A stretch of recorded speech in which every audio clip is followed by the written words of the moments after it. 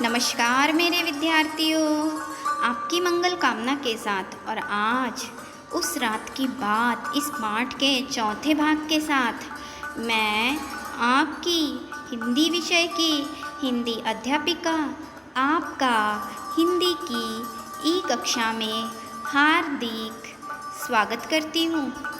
विद्यार्थियों, आज हम कक्षा 7वीं में विषय हिंदी में पाठ उस रात की बात का अंतिम भाग अध्ययन करने वाले हैं। आइए, लेखक उस टीले पर एक छोटी सी झोपड़ी में पहुंचते हैं। बुढ़िया बताती हैं कि मेरा बेटा जो है सुबह मिस्त्री को ले आएगा, तब तक मेरे यहाँ आप विश्राम कीजिए।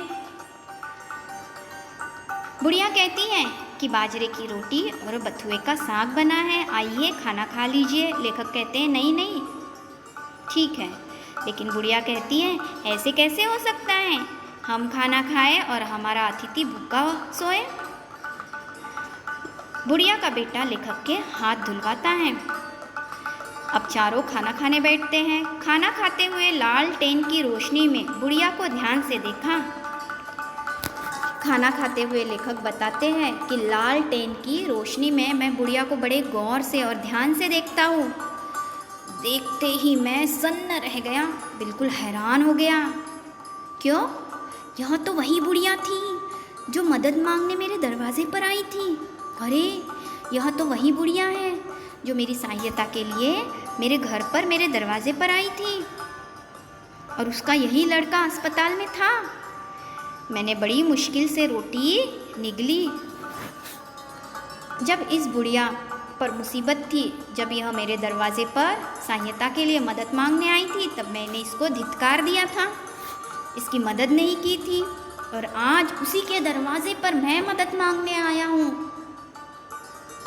मैंने बुढ़िया से कैसा व्यवहार किया और आज बुढ़िया मेरे साथ कैसा व्यवहार कर रही है, यह देखकर लेखक के गले से रोटी नीचे नहीं उतर रही थी। बड़े मुश्किल से रोटी वह उन्होंने खाई। मन ही मन में उस दिन के व्यवहार पर बहुत ही लज्जित और शर्मिंदा हो रहा था, क्योंकि बुढ़िया के साथ लेखक ने अच्छा व्यवहार नहीं किया था, उसे भिखारिन कह दिया था, 2-4 रुपये देकर कहा था और किसी दूसरे घर से मांग ले। लेकिन आज देखो समय कैसी आया है, लेखक उसके दरवाजे पर मदद के लिए आते हैं और बुढ़िया बड़े आदर भाव सम्मान से लेखक का स्वागत करती है, यहाँ तक कि उस लेखक को भोजन भी देती है और अपने घर में एक रात रहने की जगह भी देती है। गर्मी की रात थी। बुढ़िया, उसका पति और बेटा ज़मीन पर सोए। गर्मी के दिन थे, लेकिन मेरे लिए उन्होंने चारपाई बिछा दी, लेकिन लेखक के लिए चारपाई खटिया बिछा दी। उनके इस भले व्यवहार ने मुझे और भी लज्जित कर दिया। उनके इस अच्छे व्यवहार से मैं और भी शर्मिंदा हो गया। सोचते सोचते न जाने कब मेरी आँख लग गई, सोचते सोचते न जाने कब मुझे नींद आ गई, मुझे पता भी नहीं चला। सुबह मेरे उठने से पहले ही बुढ़िया का बेटा मिस्त्री को बुला लाया। मेरी आँख भी नहीं खुली थी कि बुढ़िया का बेटा जो है मिस्त्री को बुला लाता है। मिस्त्री ने घंटे भर में मेरी मोटरसाइकिल ठीक भी कर दी। मिस्त्री ने बहुत ही जल्दी मेरी मोटरसाइकिल भी ठीक कर दी। इसी बीच बुढ़िया ने मेरे बार बार मना करने पर भी चाय तैयार कर दी। इस समय के दौरान बुढ़िया को मैं बार बार इनकार मना कर रहा था, फिर भी बुढ़िया ने चाय बना दी। चलते समय मैंने बुढ़िया के हाथों में कुछ रुपए देने की कोशिश की। जब मैं वापस जा रहा था तो मैं बुढ़िया को कुछ रुपए देने का भी प्रयास कर रहा था। विद्यार्थियों, यहाँ ध्यान से सुनो। जब बुढ़िया को रुपयों की ज़रूरत थी, जब वह लेखक के दरवाजे पर जाती है, तब लेखक उसे रुपया नहीं देते हैं। लेकिन जब लेखक बुढ़िया के घर आते हैं और रात भर रुकते हैं, तो उसके बदले में उसे कुछ रुपए देना चाहते हैं। लेकिन क्या, बुढ़िया ने तो मना कर दिया, क्योंकि उसे अभी रुपयों की ज़रूरत नहीं है। बुढ़िया को तब मुसीबत थी, तब उसे पैसों की ज़रूरत थी, लेकिन आज उसे पैसों या रुपयों की कोई ज़रूरत नहीं है, वह मना कर देती हैं। हमने पैसे के लिए आपकी मदद नहीं की, हमने रुपये या पैसे पाने के लिए आपकी मदद नहीं की है। हम गरीब ज़रूर है, पर हमारा दिल गरीब नहीं है। हम गरीब अवश्य है साहब, लेकिन हम मन से बहुत बड़े हैं, मन से गरीब नहीं हैं। और मैं वहाँ से निकल पड़ा। बुढ़िया और उसके परिवार के प्रति मेरे मन में आदर का भाव और बढ़ गया। मुझे अपने किए पर बहुत पछतावा हो रहा था। बुढ़िया और उसके परिवार ने मुझे मानवता का पाठ पढ़ाया है, इंसानियत का पाठ पढ़ा दिया है। मैंने तभी से अपने जीवन में सोच लिया कि बुढ़िया के पढ़ाए हुए पाठ पर मैं जीवन भर अमल करूँगा।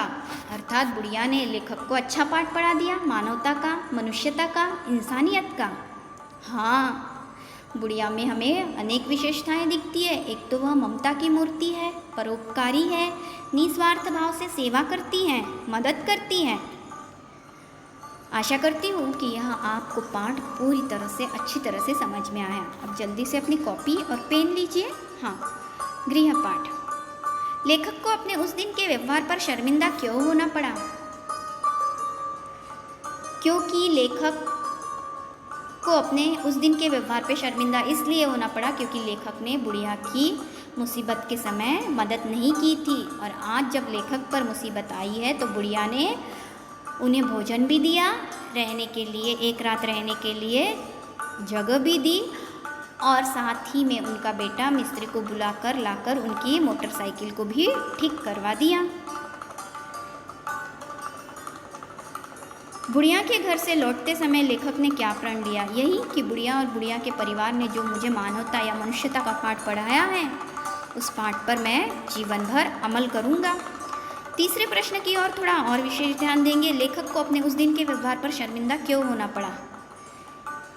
इसलिए होना पड़ा क्योंकि यह तो वही बुढ़िया निकली जो कि एक दिन लेखक के दरवाजे पर मदद मांगने के लिए आई थी और लेखक ने उसकी मदद नहीं की थी, उसे भिखारिन समझकर वापस लौटा दिया था। बुढ़िया के चरित्र की कोई 3 विशेषताएं लिखी है। एक तो वह ममता की मूर्ति थी, साक्षात ममता की मूर्ति थी, परोपकारी थी, निस्वार्थ भाव से सेवा करती थी और उसमें इंसानियत भी थी। अच्छा विद्यार्थियों, एक नए पाठ के साथ मैं आपसे पुनः मिलने आती हूँ।